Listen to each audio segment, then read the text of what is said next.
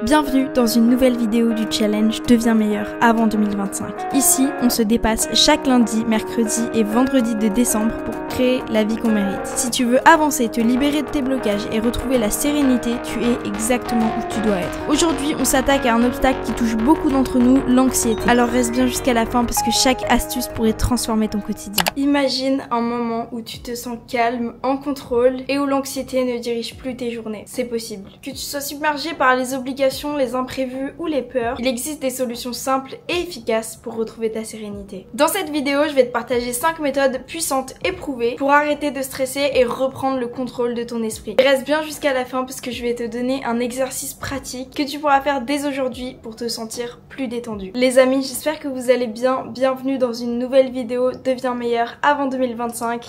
Je me suis pris un petit kombucha et aujourd'hui on va parler encore en vidéo face cam. Petit moment où je vous explique ce qui se passe, c'était pas prévu du tout que ça se passe comme ça. Ce challenge de vidéo, je devais le faire sur un mois avant de partir. Je devais partir en France le 13 décembre, donc ça c'était déjà prévu. Donc je devais prendre un peu d'avance. J'avais commencé à filmer beaucoup plus tôt. Je sors 3 vidéos par semaine, j'en filmais 5-6 par semaine, histoire de prendre de l'avance avant de partir pour Noël. Mais malheureusement, j'ai un problème dans ma famille qui fait que je dois rentrer au plus vite. Donc voilà, j'ai appris ça hier, ce qui explique peut-être ma tête. Je vais pas rentrer dans les détails. Juste pour vous dire que c'est pour ça que finalement je filme des vidéos face cam seulement. C'est pas ce qui était prévu, mais de toute façon je peux pas filmer des vidéos à la journée parce que il me reste que 3 jours avant de partir et il devait m'en rester 12. Donc voilà, je pars beaucoup plus tôt que prévu, ce qui explique pourquoi il y aura que des vidéos face cam pour la fin de ce challenge. Il y a juste une petite exception à ça. Cet après-midi, on va filmer une vidéo avec mon copain. Je vous dis pas encore le thème, mais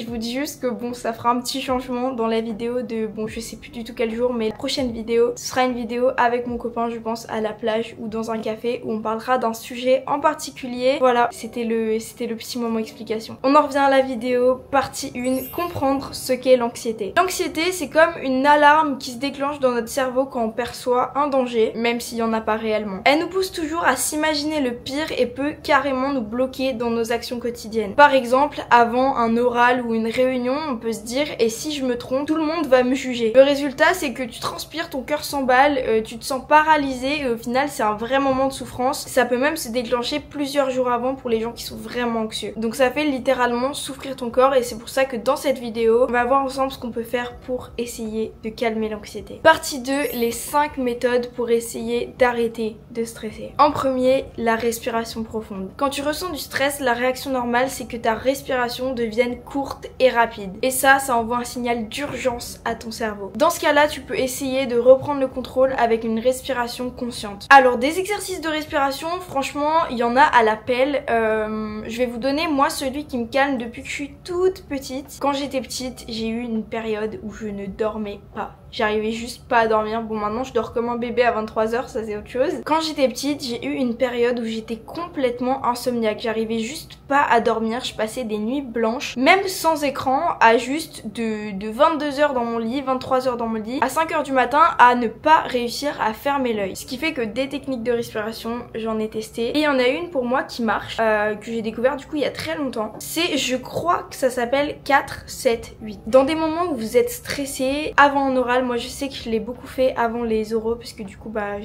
cette technique là je l'ai connue assez jeune. Ça m'a aidé dans beaucoup de situations. Pour les gens stressés, si vous avez une Apple Watch aussi, c'est un petit conseil que je donne comme ça. Il n'y a pas besoin d'une Apple Watch en vérité pour le faire, mais j'en ai une et je m'en sers beaucoup pour ça. Il y a un exercice de respiration sur l'Apple Watch que moi j'adore. Évidemment je vous dis pas d'en acheter une pour ça, je vous dis juste que si jamais vous en avez une qui traîne quelque part, que vous avez une Apple Watch à vous, essayez. Ça fait beaucoup de bien dans les situations. Je sais que quand je stresse au quotidien et que j'ai mon Apple Watch, je m'en sers beaucoup. Mais sinon, comme je vous ai dit, la méthode 4, 7, 8, moi c'est ma préférée de toutes. En vrai, il y en a plein d'autres si vous cherchez des exercices de respiration. Il y en a beaucoup sur internet. Mais c'est mon petit conseil perso, c'est ma préférée. En tout cas, les exercices de respiration, ce qui est sûr, c'est que ça aide énormément. Et oubliez pas que le faire une fois, ça suffit pas toujours. Si vous sentez que vous n'êtes pas réactif, peut-être essayer 2-3 fois, 4.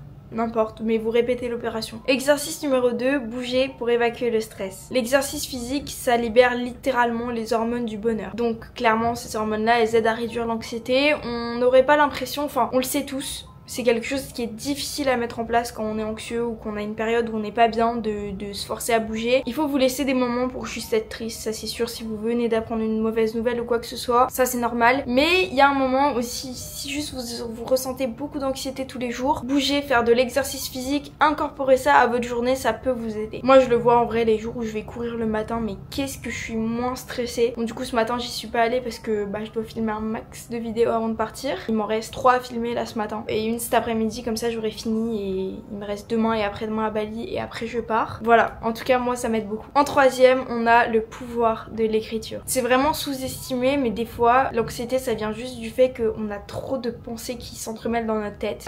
L'écriture, où moi je sais que ça m'aide beaucoup de planifier littéralement ma vie sur Notion. Si vous êtes un peu de nature anxieux ou stressé comme moi, ça peut aider aussi d'avoir un truc comme ça sur une application, sur votre ordi, sur votre téléphone, n'importe. Mais c'est bien aussi de revenir au papier, à l'écriture, quand on a beaucoup de choses dans la tête pour faire une espèce de liste des choses qui nous stressent et voir ce qu'on peut faire avec ces choses-là pour essayer d'aller mieux. Par exemple, pour vous aider là-dedans, vous pouvez chaque soir avoir un espèce de carnet sur votre table de nuit. Chaque soir, vous notez vos inquiétudes et les solutions possibles pour au moins les minimiser. Et vous verrez que juste les mettre sur papier, ça soulage déjà. En quatrième, la méditation guidée. Je trouve que c'est quelque chose que, mais même moi, hein, je dis pas que je le fais, on n'accorde pas assez de temps à la méditation clairement. C'est un truc que je fais jamais. Mais on sait tous que ce serait bon pour nous en plus. En fait, la méditation, c'est vraiment comme un entraînement pour votre esprit. Un peu à la manière du sport pour votre corps. La méditation guidée, ça vous aide à observer vos pensées sans vous laisser submerger. Il y en a beaucoup sur YouTube. Après il y a aussi des applications comme Calm ou Headspace. Moi c'est des applications que j'ai jamais forcément utilisées. Je sais que j'en avais téléchargé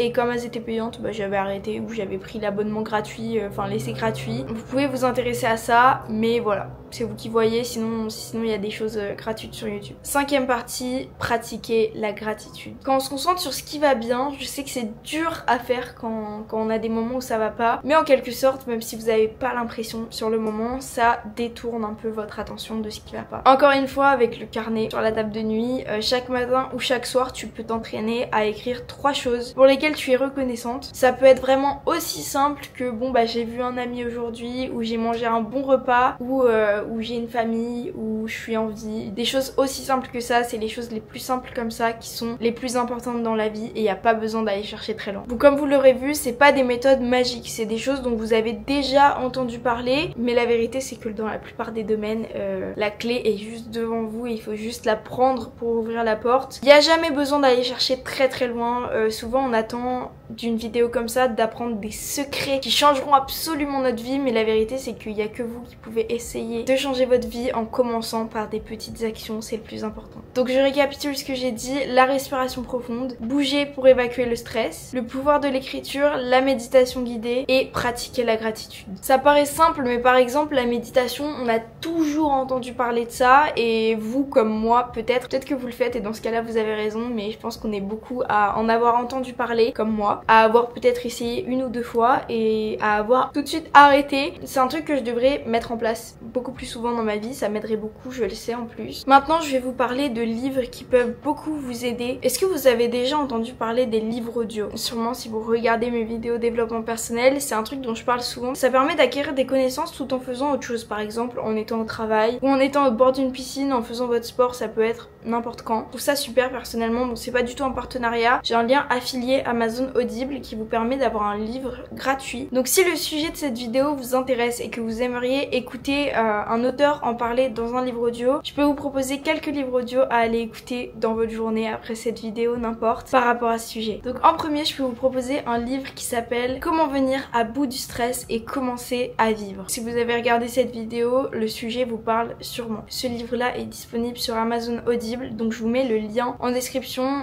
du livre précisément et aussi mon lien affilié Amazon Audible qui vous permet dans tous les cas d'avoir un crédit gratuit pour écouter le livre audio de votre choix. Le deuxième livre que je peux vous proposer par rapport à ce sujet là, c'est Cohérence cardiaque 3-6-5. C'est un livre qui parle d'une méthode de respiration qui peut beaucoup vous aider dans votre stress. Je vous le mets en description de la vidéo aussi, n'hésitez pas à aller voir, je pense que c'est un bon livre à écouter en livre audio. Donc n'hésitez pas juste après cette vidéo à aller voir ça si ça peut vous intéresser. Voilà, je vous ai donné 5 points pour vous aider à combattre votre anxiété. Comme je vous ai dit, il n'y a rien de magique, il faut juste commencer à passer à l'action. N'hésite pas à me dire en commentaire quelle méthode tu veux essayer en premier. Est-ce que tu vas essayer d'écouter un livre audio sur Amazon? Je pense que ça peut beaucoup aider, donc n'hésite pas après cette vidéo à aller checker. Abonne-toi pour me soutenir si la vidéo t'a plu et je te dis à très bientôt dans une prochaine vidéo.